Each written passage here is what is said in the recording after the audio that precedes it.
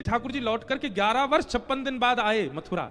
देवकी मैया ने जब दो भुज में देखा तो मां ने ठाकुर जी से कहा, बहुत ध्यान से सुनिएगा, लाला बेटा चाहे कैसा भी रूप धारण कर ले, कितना भी श्रेष्ठ हो जाए, कितना भी सुंदर हो जाए, पर मां को सबसे पहली बार बेटा अपना जब दिखा था, गर्व से प्रकट होते ही जो मां की गोद में बालक दिया जाता है, उस समय का क्षण मां कभी भूल नहीं सकती। और उस प्रथम क्षण में जब देवकी मैया ने ठाकुर जी को देखा, तब ठाकुर जी की 4 भुजाएं थी, चतुर्भुज थे। तो देवकी मैया बार बार लाला से कहती, लाला तेने 2 भुजा धारण कर ली, मेरे कहवे तो कर ली, पर मोह तो बार बार तेरो चतुर्भुज रूप ही दिखे, तेरो वो शंख चक्र गदा पद्म बारो रूप ही दिखे। तो ब्रज से आते ही देवकी मैया के पास व्यवस्थित होते ही ठाकुर जी ने ऐसा नियम बना लिया कि जब जब देवकी मैया के सामने हैं ठाकुर जी चतुर्भुज रूप में ही रहते हैं, क्योंकि देवकी के गर्व से प्रकट हुए लाला चतुर्भुज रूपधारी। इसलिए मथुरा की आगे की लीलाओं में और द्वारिका लीला में ठाकुर जी चतुर्भुज रूप में विराजमान है।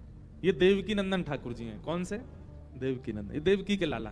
और द्वारिका की एक विशेषता बताएं, द्वारिका में सब चतुर्भुज हैं। द्वारिका में ठाकुर जी चतुर्भुज, बलराम जी चतुर्भुज, सामने देवकी मैया वो चतुर्भुज, वसुदेव जी चतुर्भुज, रुक्मणी चतुर्भुज, जामवती चतुर्भुज। यहाँ जो भी है, आप पूरे मंदिर में जितनी आकृति बनी है, कोई 2 भुजा में नहीं मिलेगा आपको, सब चतुर्भुज है, सबकी 4 भुजाएं हैं। अरे हमारी श्री जी श्री राधा रानी का भी जो यहाँ स्वरूप है ना, वो भी चतुर्भुज है। क्यों?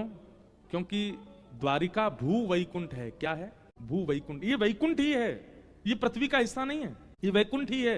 हमें और आपको देखे, हो सकता है पढ़े लिखों को ये बात अटपटी लगे, लेकिन ये वास्तविक है। द्वारिका के महात्म में ऐसा वर्णन है कि यहां आने के बाद एक सामान्य व्यक्ति भी चतुर्भुज हो जाता है। हमारी भी चतुर्भुज होंगे, हमको दिखता नहीं है। इस समय हम भी चतुर्भुज होकर के भ्रमण कर रहे हैं, सब चतुर्भुज रूप में विद्यमान है। द्वारिका में कोई भी 2 भुज वाला नहीं है, सब चतुर्भुज।